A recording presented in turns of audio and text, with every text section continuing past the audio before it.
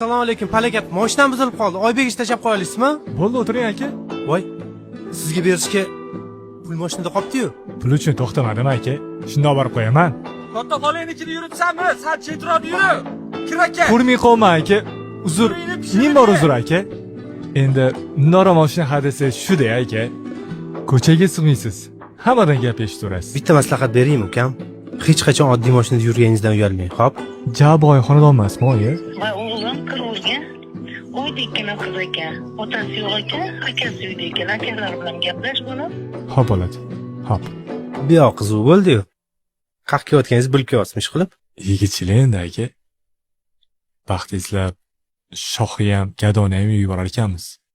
Shoh-shohkiga, gado-gadonikiga borgani yaxshi. Mani bitta singlim bor. O'zimga o'xshagan oilaga uzataman. Xardor bo'lsang bir odamning qiziga, kambag'al deb Bitta maslahat beraymi?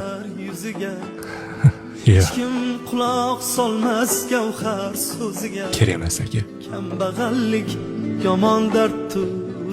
Kambag'alga shundoq ham hamma maslahat beradi.